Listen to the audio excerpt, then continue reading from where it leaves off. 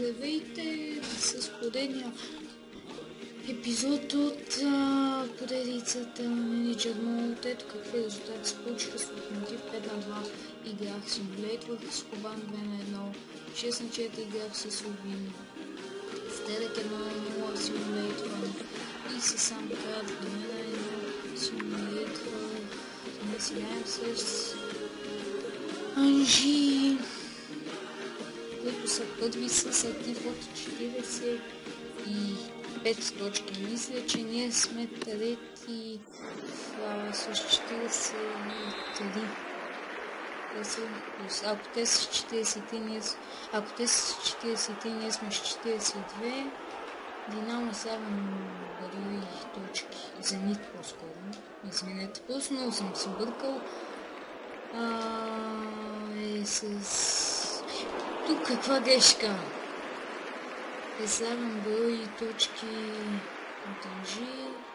Мусиян трудно ще да мине през двама. Ето. Е така се хвърля. Сега Блейк към Мусиян. Мусиян между двама ще се опита да мине до някъде го прави. Връща към Жуазиньо. Удар на Жуазиньо и гол! 1-0, 9-та минута на матча. Жуазиньо, както го наричаха коментаторите от Гонг БГ или Дарк Радио. На матча срещу Гент 1-0 Жуазиньо вкарва в 9-та минута на матча. Сега е то Жукуел или нещо, той е софт. Възможно е Гуел към Мусиян, грешка на Мусиян. Тук поделици от главички. Това по-скоро за прилича на турнир с главички, отколкото на матч. Сега Мусиян. Възможност да реши. Реши Мусиян. Дейви сега към Мигуел. Пак Мусиян. Този път към Жуазиньо. Жуазиньо път ще да тъчи.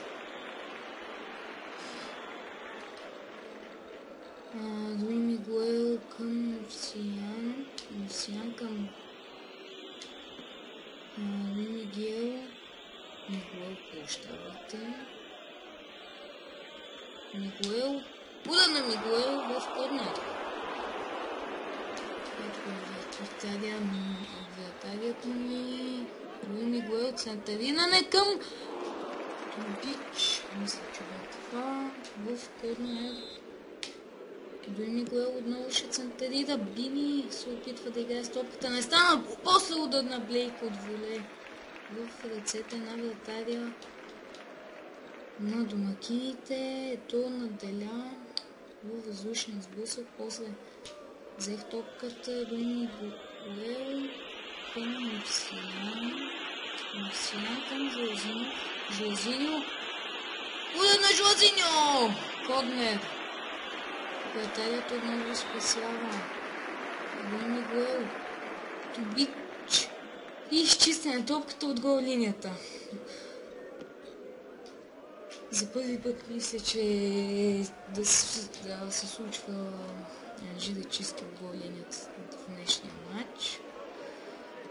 Случи се тук, може вече да е 3-4 на 0, но не стана. Сега трябва да внимавам. Възможно за Анжи. Фау! Фау! И жут както за Делинчич. Нека да видим. Първо играх с топката според мен. Моето скромно мнение е, че играх първо с топката и после играча в бяло падна. Свършен е факта. Сега контратака за Краснодар, която приключва тук. Хубавото е, че след корнера не се случи нищо така по-съществено. И резултата се запазва. Мовсиян. Възможно с Мовсиян трудно ще мине през двама. Игон. Игнин, прощавайте. И както се казва там, Игнин. Може би. Предполагам. Игнонин, да. Кой би си кръстил? На кой фамилията може да му е Игнонин и едно на едно. Докато говорим ние с вас за фамилия, то вказва 45-та минута, едно на едно. Жозино, подаване към Блейк. Блейк. Задържа топката Блейк. Удар на Блейк в крак на играч в бяло. А той играч в зелено. Връх летяха на топката, а сега Ето излиза сам срещу Гордов. Ето и това е 2 на 1. Какво става 45-та минута? В 45-та минута Ето вкара 2 гола. Жозино. Клич, как може да го направиш това? Това е да края. Тъй като още един гол. Но тук като паднем няма да е фатално. Ако седим нататък, къде ни паднем. Виждате как се спрям. Тук ако паднем няма да е толкова фатално, тъй като ако само побеждаваме в следващите кръгове до края, които не са много. 5 кръга мисля, че оставят. Сега възможно за Мовсиян към Дейвис. Центъриране на Дейвис. Центъриране по-добре. Руй Мигуел центърира към Тубич. Не стана. Дейвис върхлита на топката. Играч в бяло и рикошета тя в играч в бяло и код на Мигуел към Тубич. Тубич в стреля много добре, много атария. Хубаво нам стреля. Търси контакт с земята. Да тук на варна първатария и да влезе, но не стана. Не стана. Жълка радост. С още нещо не е изгубено, не съм описвал матч все още. Но те е достатъчно време да вкарам да проведа дори. Но ако се случи това, да загубя и ако ви зада само победи, до края няма да е лошо, може да ако зада само победи, включително и за купата ще вземем купата и първенството ако успеем. Тук зацепва, не знам защо, и в клипа да ме цепи, но при мен цепи. Се оправи Бини към Дейвис. Хубаво се завъртя. Стреля Дейвис много слабо и Фурнадоли ще влиза. Фурнадоли ще влиза на мястото на Блейк. Но пък... Тъй като много време ще отнеме да я настроя схемата, ще спра клипа и ще го пусна като съм готов. Да, сега нагласих 3-4-1-2. Ще играеме и Блейк ще остане. Фурнадоли влиза на мястото на защитник. Тема в защита ще постави и тедима в атака. Всичко друго в халфата линия. Но пък това излезе с получливата стратегия. Чучо Митко нямам телефона да го питам как в каква схема да играя. Това в кръга на шегата. Иначе 70-та минута тече. Резултата все още е 2 на 1. Сега Данчич към Дейвис. Дейвис към Фуднадоли. Фуднадоли към Жуазиньо. Жозиньо тръгва да играе 1-1. Удар в аут. Сполучлив игра 1-1, но не стана. 15 минути. Последни 15 минути да отмъкне нещо на Утанжи. Сега до Мигуел към Данчич. Той подава към Мовсиян.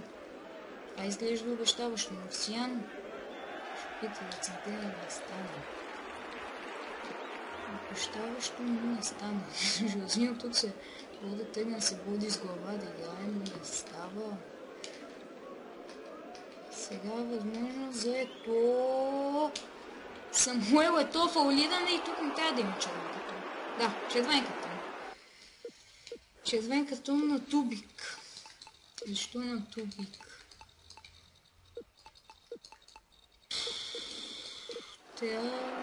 Защо на Тубик? Той е един от добрите играчи, които играят с глава. Сега внимание, Ето. Удар на Ето! И късмет тук имах.